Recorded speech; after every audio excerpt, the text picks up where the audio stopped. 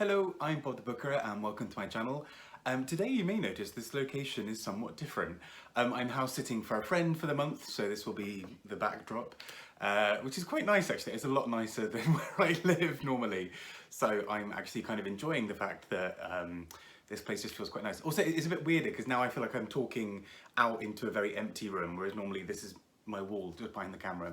Anyhow, but today I wanted to talk about one of the International Booker shortlisted books, and that is A New Name by Jon Fosse, translated from the Norwegian by Damion Searls, in its lovely little Fitzcarraldo sort of cover here. And this is sort of worth noting. A lot of people pointed out quite quickly when it was originally shortlisted, is the third part of a trilogy, or the sixth and seventh part of a septology, really. But yeah, the third book that's sort of come out of that septology. So I know that there's a bit of a, people have fairly strong views about this either way, about whether books that are part of series should be included. I'm sort of the opinion that as long as they can stand alone, then it's fine. If it does mean that you have to have read the others in the series to really enjoy it properly, then I'd say it probably doesn't really warrant an inclusion. But I think A New Name actually does that itself very well. So I did, as it happens, read the other two books first, just because I kind of wanted to experience that all together. But I think actually this book does stand alone quite nicely. I think that this book doesn't necessarily rely too much on that background information. And I'm going to talk a little bit about it as a solo book and also just as a set of three as well. So there will be some light spoilers, but largely I'm going to let you know when those are coming, and I'm going to talk more generally about the book and the series as it is. So let's get started. So A New Name sort of picks up in this sort of trilogy where we've kind of come up to so far, with essentially we've been introduced to a set of characters based in Norway in sort of fairly remote-ish locations. At least whenever they are around more people, they do tend to only really hang around a small group of people. And so we get this kind of this sort of sense of a fair amount of isolation, and it particularly focuses, the whole series really particularly focuses on a few specific characters. There is a man called Ales, and I'm probably completely mispronouncing that. I have no idea how you pronounce it in Norwegian, but A-L-E-S.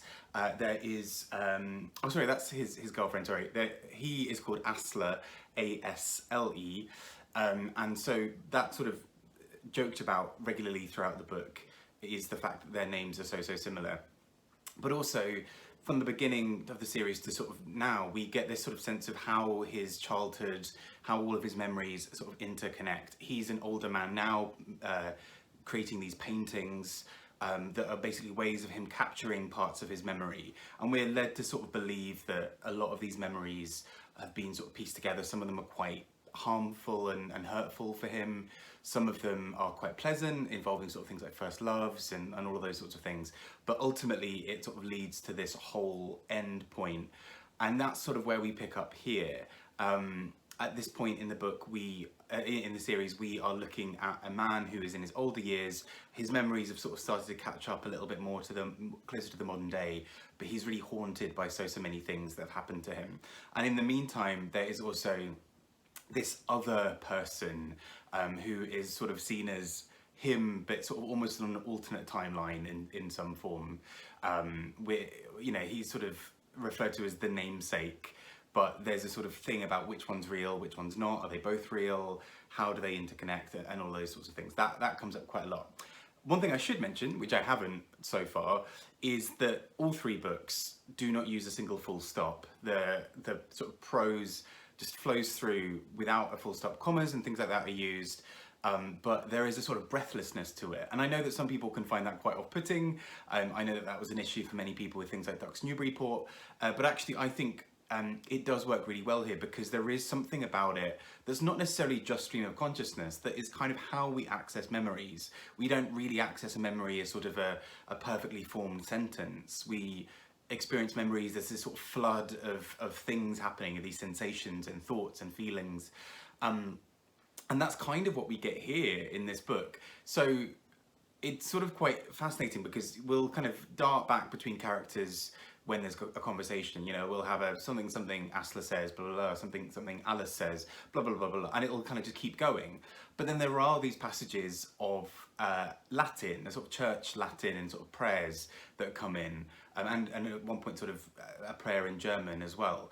And that kind of, because of the sort of frame of things, almost enters into his mind as this sort of chant going on in the background, which I think is really quite fascinating. And part of the appeal of something like that is that this sort of church motif comes up so often throughout the three books, but particularly really in this one, where we sort of start to see more and more how this language of the church and of religion really enters his thoughts, and how he combats that with also thinking about art. So the roles, the sort of relationships between art and memory and religion, and how all three sort of intersect. You know, is he painting to capture the beauty of the world that a God has given him?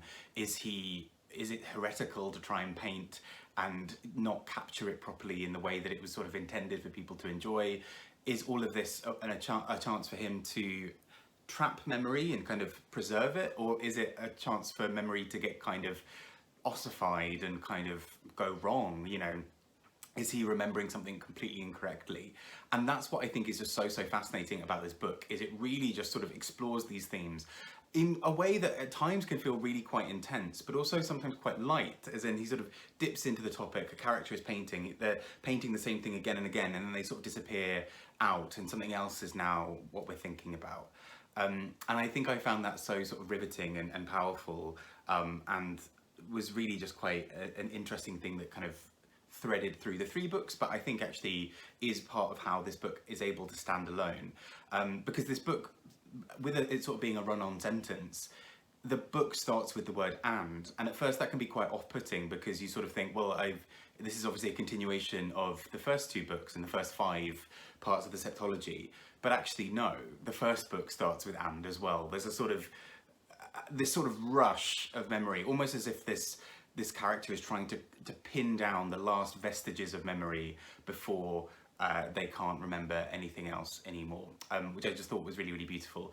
I'm going to go on to talk about some very light spoilers in just a moment, but I was pleasantly surprised by all 3 of these books in this sort of Septology, because I was going into this thinking it was going to be a little bit kind of, self-aggrandizing is not the word, but a little bit maybe pretentious, a bit kind of serious highbrow literature, really like bro sort of style. And actually I was really pleasantly surprised. I thought it was really tender and poignant at times. I thought it didn't wear its sort of intellectualism too heavily. It felt like it was quite light touch at times, and actually there was a story behind it that was quite soft and quite sweet. And I'm going to come to some very light spoilers, but I'm pleasantly surprised by this and totally see why it's on the shortlist. Would not mind it winning. I have other books I think I prefer slightly more to this, but this is a book that I would quite happily see right up there. Yeah, so let's go on to some very light spoilers now. And so, to the very light spoilers, I say, I've already mentioned a little bit about there being these sort of 2 Aslas, and although that seems like a spoiler, it is on the blurb, so less spoilery than it seems. But actually that is played with quite cleverly, especially following the first 2 books, where establishing a sense of self is sort of quite troubled and quite tricky for the character, but also leads us through quite a few traumatic moments in his life where you can see the character almost wanting to escape himself. So in, I believe it's the first or maybe second of the books, we learn that there was a sort of an incident where somebody who's just referred to as the bold man tried to sort of assault, or at least sort of come on to our main character. You know, sort of, they were in a car together, he put his hand on his thigh, and there's this sort of really poignant moment where he's trying to talk to his parents about this.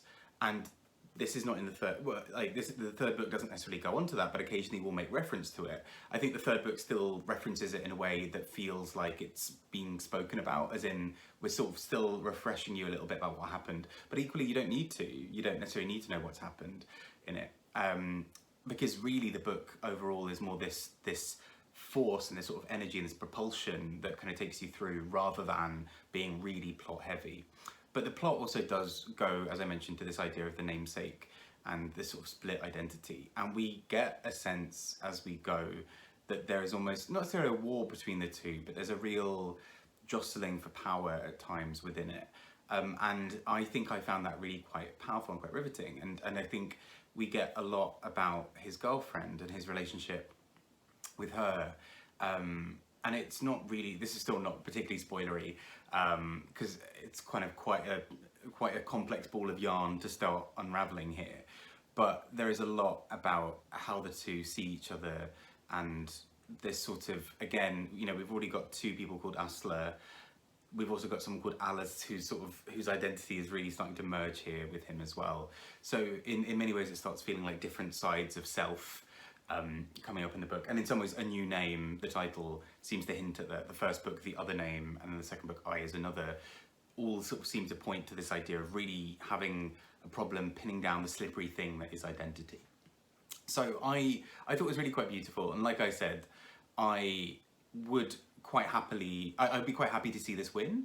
I have other books I think I prefer, but overall I think this is such an exciting and innovative book, and you know, it sort of is well known and well loved in Norway apparently for this Septology. It was sort of seen as a really big moment in Norwegian literature apparently.